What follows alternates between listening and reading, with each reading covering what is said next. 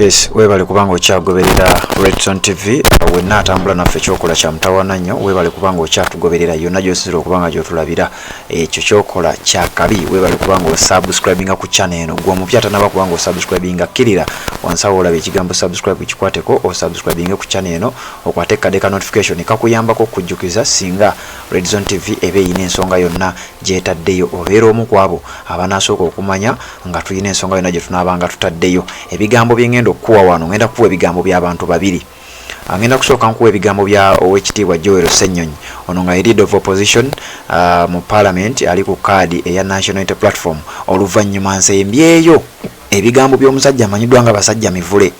abasinga obungi bamukyawa naye ate ebigambo ebimu waayo omuntu newaayo kubanga nkuwa ebigambo ebyo ebikwata ku nsonga ezigenda mu maaso ku zino ez'enguzi na biki byonna ebyefaananyiza bwe bityo. Ngenda kubanga mbikuwa era ojja kunnyamba okawulirize ebigambo bye yayogedde at least biinamu amakulu era ensonga lwaki njagadde mbikuwe. Kakati nno nga sinaba kubanga ngenda eyo ngenda kusooka mbakuliseyo mwenna ababadde ku live zaffe abatambudde naffe ku Redson TV bwe tubadde wali ku church e Rubaga nga tugezaako okubanga tubawa Robert Kyagulanyi Ssentamu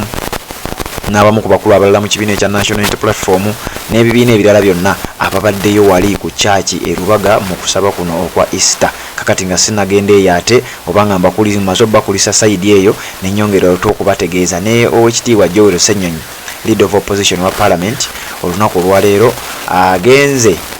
agenze n'asabako naye mu kusaba kwa Easter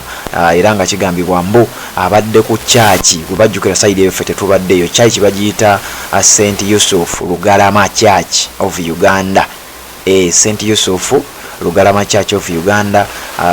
ekitundu bakiyita Buye Kigogwa Parish. Bino nno bifaananyemu ebyewaffe wano Emitiyana naye nga kirabika tebiri Ntinda. Uganda bagiyise St. Yusuf Lugalama Church of Uganda Buye Parish Ntinda era abadde agenza okwetaba mu kusaba kwa Pasika oba kwa Easter eno era nga Ssenyonyi atambudde ne mukyala we gwe bagita oba erinnya lyettuufu gwe bayita Febres Ssenyonyi gwatambudde naye gwe yakamala okubanga ate bagattibwa mubijjukira ebintu mujjukira ebiseera ebyo wano ku Redson TV tuzze nga tubikuwa. Tubadde sayidi eri ey'Erubaga nga tukuwa Robert Kyagulanyi Ssentamu n'abamu ku bamuwerekeddeko okubadde Eddie Mutwe okubadde ne ttiimu ye yonna eya security okubadde ne mutabani we Shadrack babadde wali ku church e Rubaga ate nga nabo bali mu kusaba era okwa Easter. Kakati tubadde eyo ate nga neno Joel Ssenyonyi naye ali mu kusaba ng'era bwe nkugambye. So kati kkiriza nsooke nkuwe ebigambo bya Joel Ssenyonyi byayogedde bw'abadde ku church eyo bwe bamubuuziza ku nsonga ezigenda mu maaso ez'Oweekitiibwa Mathias Mpuuga. Ssenyonyi alina byayogeddeko era ayongedde okukkaatiriza nti omusajja ono aleme kwekweka nga era luli bwe yakyogera n'agamba ekyamazima mukulu wange mukulu Mpuuga weekweka nnyo mu nsonga y'obwakabaka. Kakati ate ku mulundi guno byakyuse yeekweka mu nsonga za bisiyaga era Ssenyonyi ayinako message gyamuwadde njagala mbikuwe obeere nga naawe obiwuliriza. Redson TV kwoli webale kubanga okyatugoberera kampimpi njagala okawuliriza.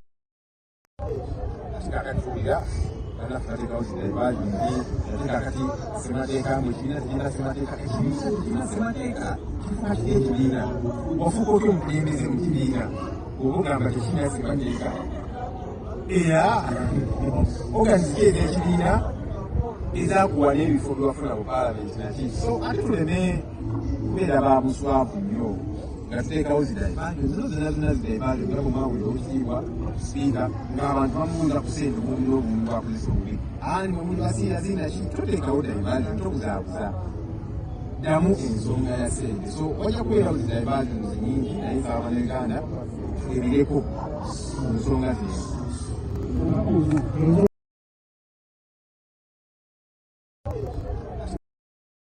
Bw'atyo bw'agambye Oweekitiibwa Honorable Joel Ssenyonyi abuuzizza Mathias Mpuuga organs ekibiina ky'ogamba nti tekirina organs bwe wali okiyingira organs ezo tewaziraba nti teziriiwo oba structures oba constitution tekirina. Ekyokubiri ekibiina bwe kiba nga kyekyakulonda ku bwa leader of opposition lwaki tewakichallenginga ku olwo n'obagamba bannange okunnonda munnonda naye nga tetulina constitution kunonda munonda naye ngate tetulina organizizi zitegerekeka bwe kibanga ekibiina kyekimu kyekyakulonda kuba commissioner bwe kyakulondera ngate wakitegeeza nti bannange ekibiina kino kijjudde abasiyazi ekibiina kino kivuma kabaka bw'obanga ebyo byonna byose bibeerawo n'amutegeeza nti kakati sawa zino tulekere awo okwekweka mu nsonga zino ez'okuba nti ate tweswaza abadde rope leader of opposition Honorable George Ssenyonyi kakati nno biina ebigambo ate njagala nkugattireko ebigambo by'abasajja mivule